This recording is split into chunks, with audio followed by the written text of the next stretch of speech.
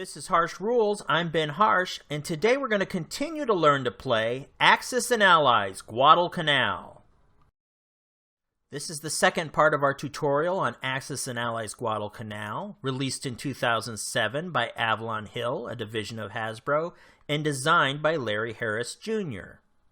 In part 1, we introduced the game and covered off on the movement rules, so if you missed that video, head back to the channel and start there. In part 2, we will cover the remaining 2 phases of gameplay, as well as look at some optional rules.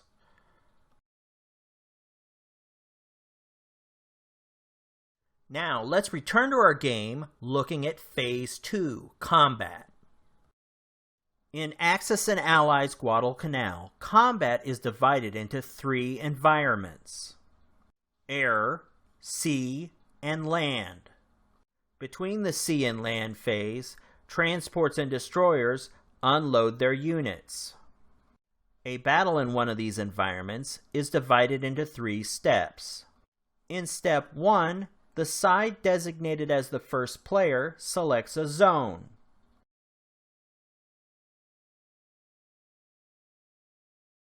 Combat then occurs in that zone with the first player as the attacker and the second player as the target. In the second step, the roles are reversed, and the second player attacks the opposing units in that same zone. Finally, in the third step, both players remove destroyed units from the board. Then the sequence is repeated until all zones with conflict are resolved for that environment. And then you proceed to the next environment and conduct that sequence all over again, and so on.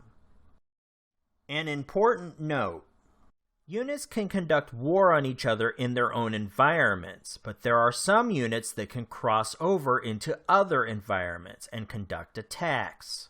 Air units being the prime example that can fight in all environments. When conducting attacks on air units, remember that destroyers and anti-aircraft guns can participate as well. Sea-based attacks can be joined by air units as well as adjacent land-based howitzers. Land-based attacks can be joined by air units as well as cruisers and battleships offshore. Keep these cross-attacking units in mind when conducting warfare in each environment. Another important point is that these cross-zone attacking units can potentially take place in 2 battles in the same turn. For example, there may be an engagement in a sea zone adjacent to a land zone. A battleship may participate in a battle in the sea zone and then may fire into one adjacent island zone each turn. So now back to our game. The Japanese player has the first player marker, and they get to decide which air units they're going to attack first. The 4 Japanese units in Sea Zone D are going to attack the 4 American units in the same zone. Now it's time to talk about the battle box. So in our first battle, we have 4 Japanese planes attacking 4 American planes. So we pull out the neck of the battle box and load it with the 12 dice.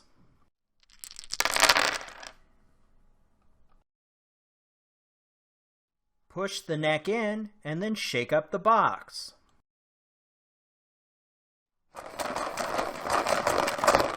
Make sure the dice settle at the bottom of the box and then slide out the neck.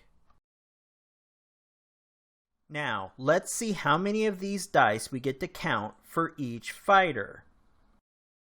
This chart shows all the units in Axis and Allies Guadalcanal and their associated abilities. Unlike other Axis and Allies games, each unit has 3 different attack types. For example, if you look under the air units section under fighters, you'll see that they have a sea attack value, an air attack value, and a land attack value. The dice you see in each section are the dice that you get to count in the battle box in your attack. So a fighter attacking a naval unit would add 1 dice. Fighters attacking other air units would add 2 dice. And fighters attacking land units would add only 1 dice. The Japanese air units are attacking American air units, so they get 2 dice each. So now back to our battle. If you look inside the neck, you'll see the results of the 12 dice. Now, you only count the dice that are equal to your total attack power. Since the Japanese have 4 fighters and they're attacking other air units, they get 2 dice each. So starting at the tip of the neck, you count back 8 dice. And these are the dice you get to use in your attack. Now, if you look at the side of the neck, you'll see that there are 3 rows. The top row is for attacks against air units. The middle row is for attacks against sea units. And the bottom row is for attacks against land units.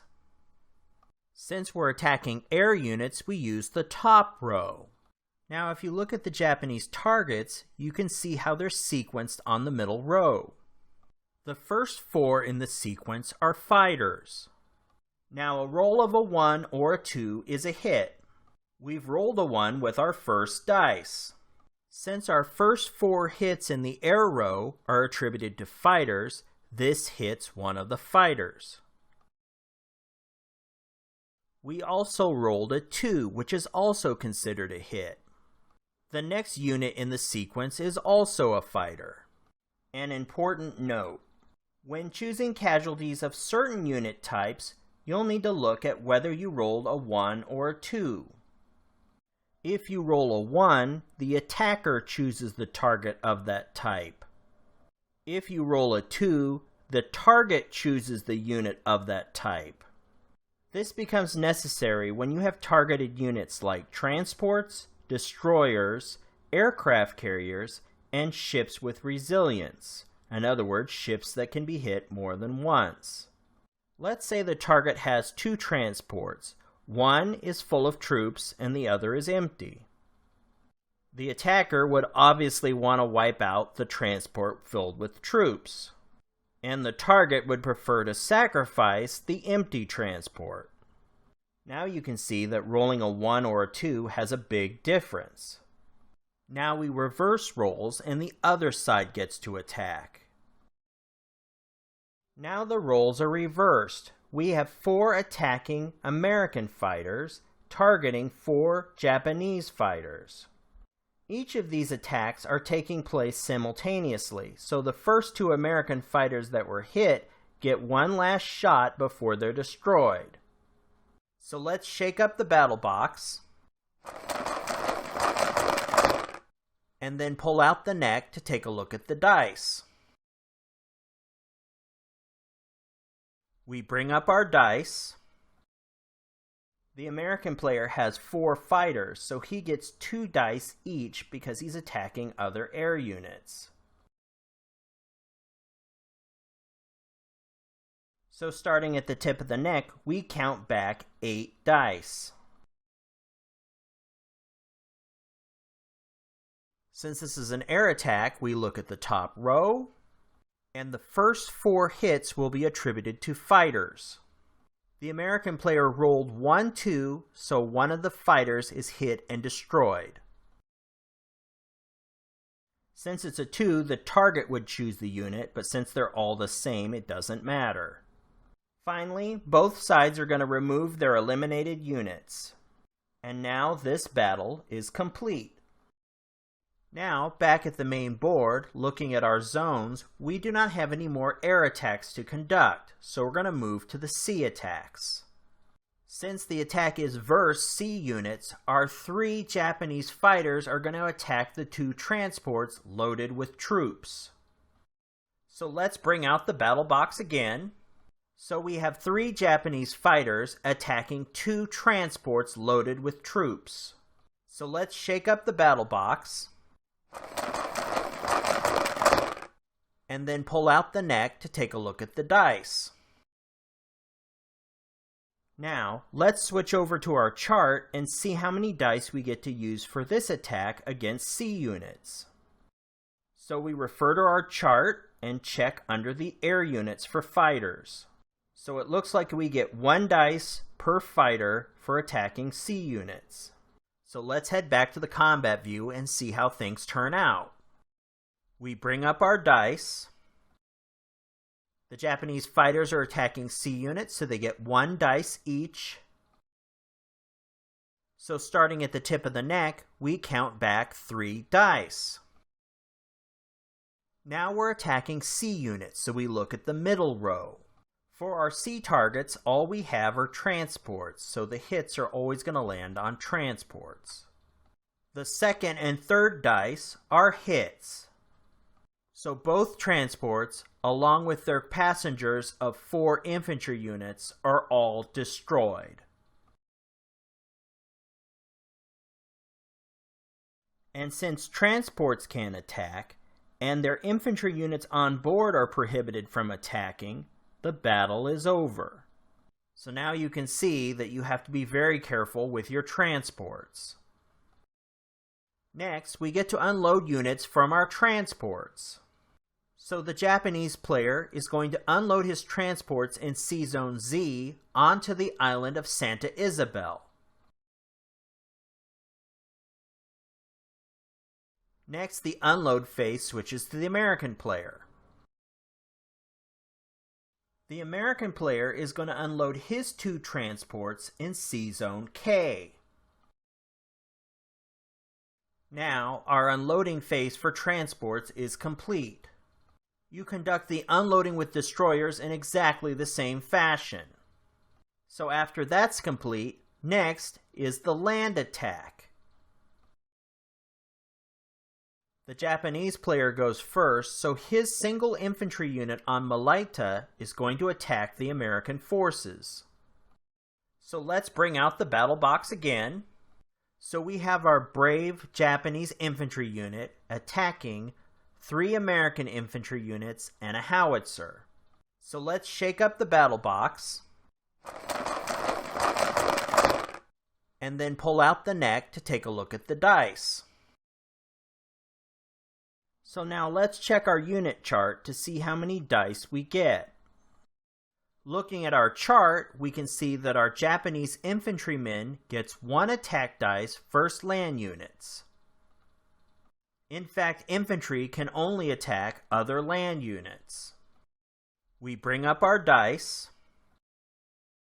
The Japanese infantryman gets 1 attack dice. So starting at the tip of the neck, we get to count only the first dice. We're attacking land units, so we use the bottom row now. The first 3 units in the sequence are infantry. The howitzer, or artillery, is the 2 after that. So in this particular example, our Japanese infantry unit can never hit the howitzer. We would need at least 4 attack dice, and for every attack dice to hit. Hits are always absorbed in the sequence listed on the neck of the battle box. Unfortunately for our brave Japanese infantrymen, the first dice is a 3, which is a miss. Now let's switch roles and finish the battle. Now the roles are reversed. The American player is attacking the lone Japanese infantryman with 3 infantrymen of their own, 1 howitzer, with support from a cruiser firing from offshore onto the island. So time to shake up the box, pull out the neck, and see what happens. Once again, let's reference our chart to see how many dice we can use. So checking our chart, we're making a land base attack with 3 infantry units with 1 dice each, a howitzer, which is artillery, with 1 dice, and we have a cruiser firing from offshore with 1 dice. So let's see what happens. We bring up our dice. As we saw on our chart, we get 1 dice for each unit. So starting at the tip of the neck, we count back 5 dice. We're attacking land units, so we use the bottom row now. The first 3 units in the sequence are infantry. So yeah, that should be enough. But apparently just barely, since our 5th dice is the only one that hits. But 1 dice hit is all we need, and the Japanese infantry unit is eliminated. And with that, the battle for Malaita is over.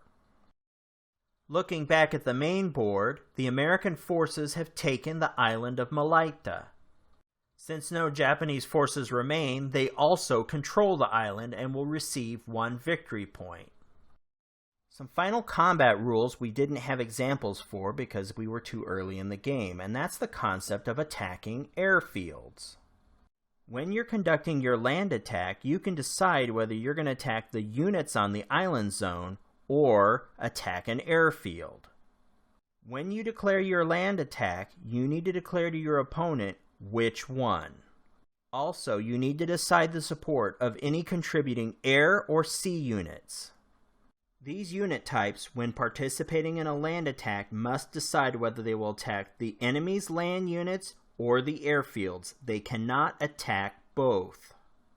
Next, you're going to use the battle box and add up your dice based on your land attack power, but you're not going to use the neck. Instead, you will just add up the 1s and 2s that count as hits. Finally, to reduce an airfield to a damaged state, you need 2 hits from the battle box. So obviously, if you're going to go after an airfield, you better make sure you have enough units to score enough hits to damage it.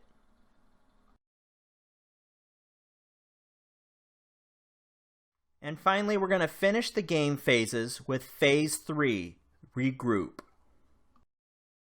In the Regroup phase, you will alternate between players just like you did in the previous 2 phases, and cover off on each of these topics.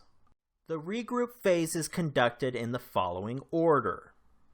First, each side will check to see which islands they control. Next, all planes in flight will land. Then each side will collect its resource points.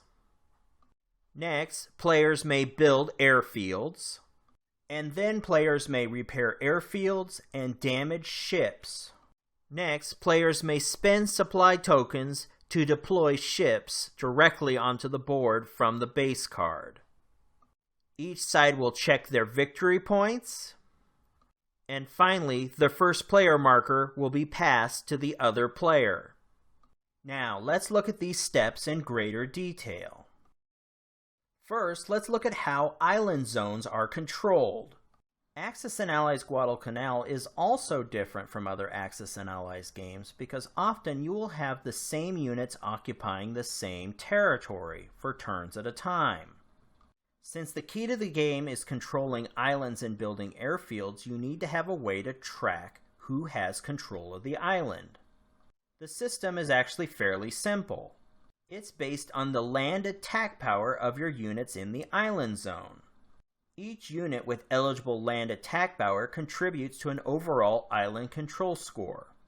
For every infantry or artillery on an island zone, you get 1 island control point. Now, as long as you have at least 1 infantry unit or artillery unit in an island zone, then you can take advantage of sea units. But only the sea units that can contribute to land power, so that would be cruisers and battleships. Cruisers will get you 1 point each, and battleships will get you 2 points each, all based on their land attack power. So in this example, we have the island of New Georgia with 3 Japanese units and 3 American units. The Japanese have 1 infantry unit, 1 artillery piece, and a nearby cruiser, so they have a total of 3 for their island control. The American forces have 1 infantry unit, and nearby 1 battleship and 1 cruiser, for a total island control of 4. Therefore, the Americans have control of New Georgia. Of course, this balance of power can shift as new units are added or eliminated. The next step is landing planes. There are 3 places that planes can be landed. Undamaged airfields can accommodate 2 air units. Aircraft carriers allow for 2 air units. And base cards have unlimited capacity for air units. Any planes that have no place to land are destroyed. So, obviously, in the next step, it's a good idea to build airfields. To build an airfield, you need 3 supply tokens on the island zone you plan to build the airfield. Building an airfield and controlling it not only gives you a place to land planes, but it also gives you 1 victory point towards winning the game. An important note, builders will own the airfields until they've been removed from the island zone. Therefore, it is possible that 2 forces could occupy an island zone and each could own their own airfield. In the next step, you receive reinforcement points. Reinforcement points are used like currency to buy new units. However, any reinforcement points you do not use in this phase are lost, so spend them all. Earning reinforcement points has 2 sets of rules. The original rules give you 5 reinforcement points per turn. Plus, you get an additional 2 points per island zone that you control. These rules were later revised in an official FAQ. In the FAQ revision, you get 10 reinforcement points per turn, and 4 reinforcement points per island zone that you control. This revision makes the game flow a little better, as you can buy a lot more supply tokens and units. Once you've purchased all your new units, it's time for the repair step. In this step, you can repair damaged airfields for 1 supply token, and damaged ships for 1 supply token. Once you've repaired a ship, you remove it from the damage zone on the base card to the regular sea area on the base card. Next in the regroup phase is deployment. With deployment, you can spend supply tokens and move units directly from the base card to the board during this phase. The sea zones closest to your base card only cost 1 supply token. A sea zone farther out costs 2 supply tokens, and the farthest sea zone costs 3 supply tokens. Finally, you will update the victory track with any victory points you've earned. Controlling an airfield on an island zone gives you 1 victory point. You also get a victory point for destroying a capital ship, like a battleship or an aircraft carrier. And that completes the final phase in a formal game turn. You will then repeat all 3 phases and continue in that fashion until 1 player has won the game.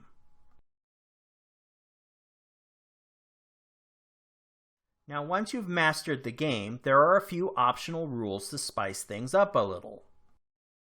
The first optional rule is to use advantages. Advantages are tokens that can be spent throughout the game to give you special abilities and advantages. Each side has 8 of these advantage tokens. When playing a game with advantage tokens, both players must agree on the number of these tokens they will use in the game. Once you have a mutual agreement on the number and types that will be eligible for the game you're playing, then these are how they work. First, each side has a command decision advantage. This token allows you in 1 sea zone, after both players have attacked, both players can attack with that unit category again in that zone. Continuing on the American side, they have a good logistics advantage. This token allows you during 1 regroup phase to buy 1 supply or artillery and get 1 free. Next is the Amphibious Assault advantage. There are 2 of these tokens. Just after landing your troops, this token allows you to get 1 free pre-attack with land units prior to the formal land attack. Next is 2 PT boat tokens. These tokens allow you to create a PT boat which has an attack power of 1. Finally, there are 2 Coast Watchers tokens. This token allows you to choose one unit during the movement phase and move that unit last. Now on the Japanese side, they have different tokens. The Japanese have a token called Banzai Charge. This allows them, prior to land combat on one island zone, that 3s will count as hits as well. Next is Night Fighting, which is prior to sea combat in one island zone, 2 counts as a destroy hit. Next, they have 2 Quick Drop tokens, which at the end of the sea movement in one sea zone, you unload all transports and destroyers onto an adjacent island zone. So this allows you to unload your troops early. Finally, there are 2 Superior Fighter tokens. Before air movement, fighters may move 3 zones and then regroup. Obviously, you want to use advantages after you've mastered the main game, because this adds a lot of complexity to the rules. The last optional set of rules is for hidden movement. Hidden movement allows you to better simulate World War II naval warfare, where unit movements went undetected. Essentially, this is a hidden order spin on the game. To play this version of Axis and Allies Guadalcanal, you need to reorder your movement phase. In this revised hidden order movement phase, first you load your transports and your destroyers. Next, with a piece of paper, you're going to write out your orders for every naval unit. When both players finish this and are ready, then you're going to conduct the movements that you've written down. When you get to the aircraft movement, you play that as normal. This creates a more realistic naval experience where you're never sure where your enemies are going to move next. And when you find out, you've already essentially moved. And that covers off on all the optional rules you can play with Axis and Allies Guadalcanal.